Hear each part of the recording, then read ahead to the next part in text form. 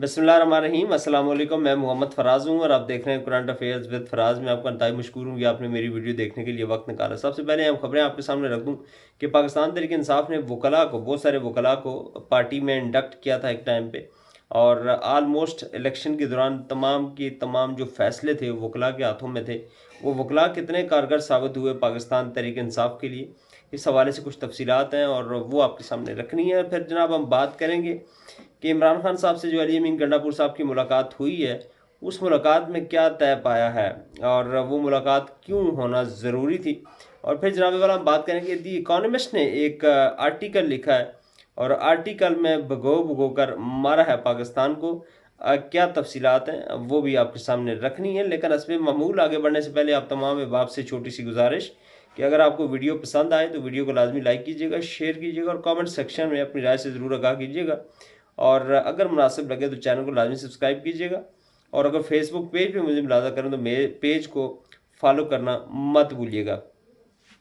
जनाब कल अली अमीन गंडापुर साहब की मुलाकात हुई इमरान खान साहब से, और उस मुलाकात में अली अमीन गंडापुर साहब ने एक तो सबसे पहले जो KPK की जो हुकूमत है, जो कारकर्दगी है, उस हवाले से कुछ चीज़ें खान साहब के सामने रखी और ख़ान साहब को बताया कि हमने KPK के अंदर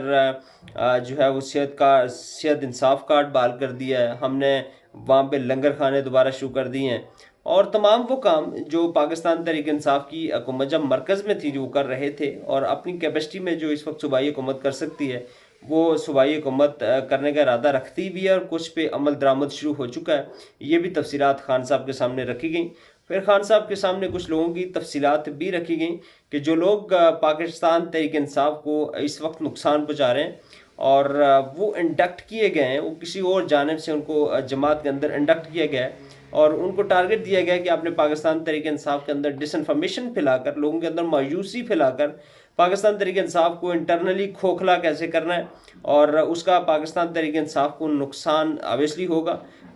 पॉलिसी, पार्टी पॉलिसी कुछ और होती है और कुछ लोग आकर कुछ और बयान कर रहे होते हैं। ये सारी तफसीलात भी अली अमीन गंडापुर साहब की जानिब से पाकिस्तान तहरीक इंसाफ के चेयरमैन के सामने रखी गई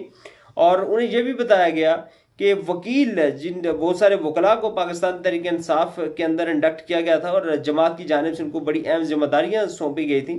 चूँकि उस टाइम पे इलेक्शन से पहले हालात ऐसे थे कि जो सियासी लीडरशिप थी उसको निकलने की इजाज़त नहीं दी जाती थी। तो ऐसे में पाकिस्तान के वकला जो कि बड़े, सलमान अकरम राजा हो गए और लतीफ़ खोसा हो गए और बहुत सारे नामी ग्रामी वकला जो हैं, शेर अफजल मरवत हो गए, उनको जमात ने इंडक्ट किया और उनको कुछ जिम्मेदारियाँ दी। अच्छा, जो मेरी नॉलेज है, जो मेरी नाकिस इल्म के मुताबिक पाकिस्तान तहरीक इंसाफ ने वकीलों को क्यों ऐड किया था, ये बड़ा इंपॉर्टेंट है कि वकला चूँकि किसी भी पाकिस्तान की तारीख में जब भी, और ख़ासकर जब 2008 में, गालिबन सॉरी 2007-8 में जब चीफ जस्टिस साहब के ख़िलाफ़ जो है एक परवेज़ मुशर्रफ साहब ने रेफरेंस भेजा था और उसके बाद उनको बरतरफ कर दिया था, तो उसके बाद एक तहरीक चली थी और वकीलों की बड़ी वो एक जानदार तहरीक थी। उस तहरीक के नतीजे में चीफ जस्टिस इफ्तिखार चौधरी साहब को उस टाइम पे बहाल कर दिया गया था। तो उस जो तहरीक थी उसकी मिसालें दी जाती हैं और उसी तहरीक को सामने रखते हुए, चूँकि इस वक्त जुल्म, बर्बरियत और जो रियासती एक फैशिज़म था, उसका मुकाबला करने के लिए आम सियासी लोग जो हैं, वो जो सियासी लीडर्स थे, उनको चूँकि मौका नहीं दिया जाता था, उनको उठा लिया जाता था। तो वकला को ये जिम्मेदारी दी गई थी कि वकला शायद अपनी जो उनकी तहरीक जो चलाने की एक उनके अंदर कैपेसिटी है, उसकी बदौलत इस सारी फैशिज़म का बेहतर तरीके से मुकाबला कर सकेंगे। लेकिन अनफॉर्चुनेटली वो चीज़ नज़र नहीं आई और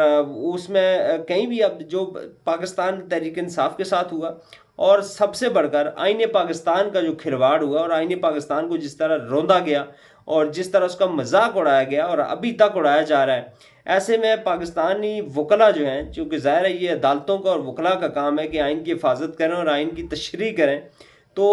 एक्सपेक्ट यही किया जा रहा था कि शायद पाकिस्तानी वकला को अगर ऐड किया जाएगा जमात के अंदर तो बहुत बड़ा कोई कारनामा सर अंजाम देंगे, और वो एक तहरीक की सूरत में पाकिस्तान तहरीक इंसाफ के लिए भी बेनिफिशियल होंगे और सबसे बढ़कर आइन के लिए अपनी खिदमात जो है वो सर अंजाम देंगे। लेकिन ऐसा कुछ नहीं हुआ और पाकिस्तान के वकला ने ऐसा कुछ भी तीर नहीं मारा, जो सीधी बात है। हाँ, कुछ लोग जो हैं वो बड़े जानदार नाम हैं, जैसे शेर अफजल मरवत साहब ने ऑब्वियसली पार्टी के लिए बहुत कुछ किया है, और जो एक्सपेक्ट किया जा रहा था कि ये एक वकील ही कर सकता है, वो केपीके की हद तक शेर अफजल मरवत साहब और सिंध की हद तक उन्होंने करके दिखाया। और जिस वक्त तमाम की तमाम लीडरशिप अंडरग्राउंड जा चुकी थी, शेर अफजल मरवत साहब तने तना निकले और उन्होंने जमात को एक नई जान फूंक दी पार्टी के अंदर, और लोगों को एक जोश और वलवला उनको दे दिया। और इमरान खान की जो कमी थी उसको काफ़ी हद तक खान साहब ने, जो शेर अफजल मरवत हैं, उन्होंने केपीके के अंदर उसको पूरा करने की कोशिश की और वो कामयाब भी रहे। फिर सिंध के दौरे पर निकले,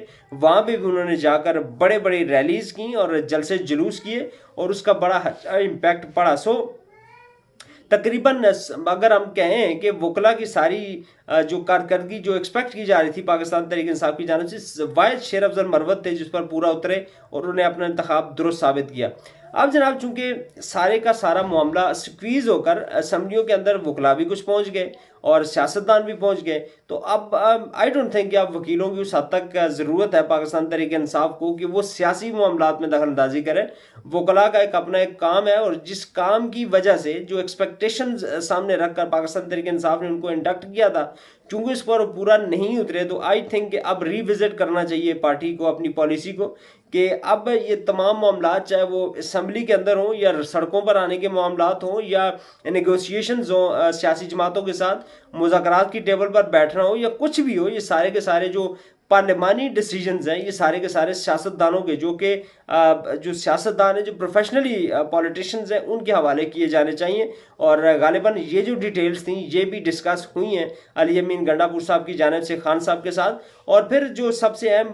बात कल डिस्कस हुई, खान साहब को उन्होंने कहा कि आपको हम पेशावर की जेलों में अगर मुंतकिल करवा लें तो उस पर आपकी क्या राय होगी। तो जनाब खान साहब ने उस पर इनकार कर दिया है कि मैं इस जेल के अंदर अच्छा फील कर रहा हूँ और मुझे कहीं जाने की ज़रूरत नहीं है। आल तो अगर खान साहब वहाँ पे चले जाते तो वो खान साहब की ज़ात के लिए ऑब्वियसली थोड़ा बेहतर होता, चूँकि ज़ाहिर केपीके की जो जेल है वो इस वक्त अली अमीन गंडापुर साहब या वहाँ की जो एडमिनिस्ट्रेशन है उसके कंट्रोल में आएंगी, लेकिन खान साहब ने वहाँ पे भी जाने से इनकार कर दिया। तो ये कुछ तफसीलात थी जो अली अमीन गंडापुर साहब जब कल वो मिलने के लिए आए खान साहब से, तो उनके दरमियान जो डिस्कशन हुई वो जनाब आपके सामने रखी हैं। फिर जनाब बढ़ते हैं आगे, और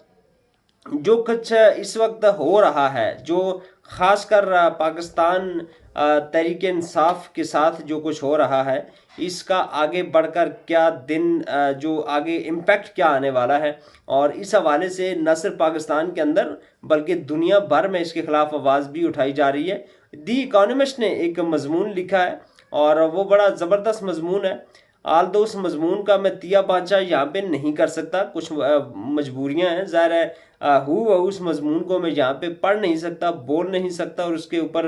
जो है अपनी राय ज़्यादा नहीं दे सकता।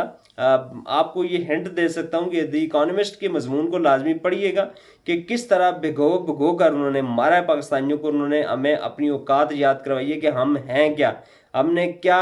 क्या कर इस मुल्क को हासिल किया था और क्या हमारा टारगेट क्या थे और हमने बना क्या दिया इस मुल्क को। ये इकोनॉमिस्ट ने बड़ी तफसील से लिखा है। उसमें नवाज शरीफ साहब के हवाले से भी उन्होंने बड़ी उसके अंदर तफसील लिखी है और पूरा आर्टिकल उन्होंने लिखा है कि नवाज शरीफ साहब कैसे जो है 3 दफ़ा वज़ीर-ए-आज़म पाकिस्तान बने और चौथी दफ़ा वज़ीर-ए-आज़म बनने के लिए आए थे, और किस तरह वो वादे करके आए थे कि मैं इतनी मेजॉरिटी लूँगा, मेजॉरिटी नहीं ले सके। तो इस तरह की चीज़ें भी इकोनॉमिस्ट ने अपने मजमून में शामिल की हैं। दूसरी जानब जनाब कुछ बड़ी अहम चीज़ें होने जा रही हैं और मुस्तकबिल करीब में शायद आपको लगे कि हुकूमत के ख़िलाफ़ तहरीक अदम एतमाद भी पेश हो सकती है, और अगर अदम एतमाद पेश होती है तो अगला कैंडिडेट कौन होगा, ये भी इस पर थोड़ा सा अगर हम कुरेद हैं तो बिलावल भुट्टो साहब को ये शायद यकीन दहानी करवाई गई है कि अगले वज़ीर-ए-आज़म पाकिस्तान आप होंगे। Let's see. लेकिन ये चूँकि एक प्रोबेबिलिटीज़ के ऊपर मैं बात कर रहा हूँ, क्योंकि ये चीज़ें चूँकि पाकिस्तान के अंदर जब आप किसी की एक्सपेक्टेशंस पे पूरा नहीं उतरेंगे, और ये सारी बातें द इकोनॉमिस्ट ने अपने मजमून के अंदर लिखी हैं। उन्होंने लिखा है कि कितने कितने वज़ीर-ए-आज़म पाकिस्तान में और अपने टेन्योर पूरा नहीं कर सके, जबकि दूसरी जानिब से कुछ लोग जिन्होंने पाकिस्तान को गवर्न किया वो कैसे जो है पाकिस्तान को गवर्न करके निकल गए और पाकिस्तान के अंदर क्या कुछ हालात है, पूरी तफसीलात लिखी हैं द इकोनॉमिस्ट ने। लाजमी पढ़िएगा, बड़ी तफसीलात है उसके अंदर, बड़ा नॉलेज में इजाफा करने वाली चीज़ है द इकोनॉमिस्ट। और फिर आपने सर्च में जाके लिखना है पाकिस्तान, तो वो आपको सारी तफसीलात जो लेटेस्ट जो भी उनका मजमून है वो आपके सामने आ जाएगा। और जनाब ऐसी ही खबरें जो है, अभी मैं थोड़ी देर पहले इंडियन मीडिया को देख रहा था, तो वहाँ पे भी इंडियन मीडिया भी इसी तरह की चीज़ें जो वो कोट कर रहा है कि खान साहब पाकिस्तान के एक दफ़ा फिर प्रधानमंत्री जो हैं, प्रधानमंत्री वो कहते हैं वो बन सकते हैं। सो चीज़ें मेरे पाकिस्तानियों, ना तो हम इसको कंट्रोल में कह सकते हैं और ना ही हम ये कह सकते हैं कि टोटली आउट ऑफ कंट्रोल हो चुकी हैं। पाकिस्तान तहरीक इंसाफ के पास स्टिल चांस है और पाकिस्तान तहरीक इंसाफ इंशाल्लाह और अजीज़ कम बैक करेगी और बड़ी ज़बरदस्त तरीके से कम बैक करेगी और इमरान खान साहब जो हैं इस मुल्क को लीड करेंगे इंशाल्लाह और अजीज़ तो फिर। लेकिन उसके लिए काफ़ी वक्त और काफ़ी जो है वो टाइम जो है हमें दरकार है और काफ़ी चीज़ें जो है सोच संभल कर चलने की हैं और सियासी डिसीजंस लिए जाने ज़रूरी हैं, ना कि हर जगह वकीलों को आगे कर दिया जाए। पाकिस्तान की जो ये जो तहरीक इंसाफ है, तहरीक इंसाफ को इस वक्त चूँकि हर तरफ से घेरा जा चुका है, हर तरफ से कोशिश ये की जा रही है कि पाकिस्तान तहरीक इंसाफ को तोड़ा जाए और ऑब्वियसली तोड़ा भी गया है। इमरान खान साहब ने कल ये बात भी की कि जिन लोगों ने पार्टी को तशद्दुद की वजह से छोड़ा उनको हम वापस भी लेंगे। और बहुत सारे लोग हैं, आपको पता है, नामी ग्रामी लोग हैं, असद उमर जैसे लोग हैं जिन्होंने मजबूर होकर पाकिस्तान तहरीक इंसाफ को छोड़ा है, छोड़ना नहीं चाह रहे थे। तो ऐसे लोगों को फवाद चौधरी हो कि इनको वापस लिया जा सकता है, इनके लिए पाकिस्तान तहरीक इंसाफ के दरवाजे खुले। खान साहब ने भी कल ये बात कही है। तो जनाब वाला लबाब यही है कि अली अमीन गंडापुर साहब का जो दौरा था बड़ा अहमियत का हामिल था और द इकोनॉमिस्ट ने जो मजमून लिखा वो भी अपनी जगह एक बड़ा अहमियत का हामिल है और चीज़ें इंशाल्लाह रज़ीज़ बहुत जल्द आपको बदलती हुई नज़र आएंगी। लेकिन खान डटा हुआ है, खान अपने मौक़िफ़ से 1 इंच भी पीछे नहीं हटा है और खान का मौक़िफ़ यही है कि जो मेरा मैंडेट चोरी किया गया है, जो 2 नंबर तरीके से पाकिस्तान मुस्लिम लीग नवाज़ को जितवाया गया है, वो मेरा मैंडेट वापस किया जाए। इससे बढ़कर एक लफ्ज़ भी मैंने कोई बात नहीं करनी और कोई मुतालबा किसी का नहीं माना। होपफुली आपको आज की वीडियो पसंद आई होगी। अगर आपको वीडियो पसंद आई हो तो इसको लाजमी लाइक और शेयर कीजिएगा और कमेंट सेक्शन में अपनी राय से ज़रूर आगाह कीजिएगा। अगर आप मुझे फेसबुक पेज पे फॉलो कर रहे हो तो मेरे पेज को फॉलो और लाइक और शेयर करना मत भूलिएगा। अल्लाह ताला हम सबका हामी नासिर हो। अस्सलाम वालेकुम।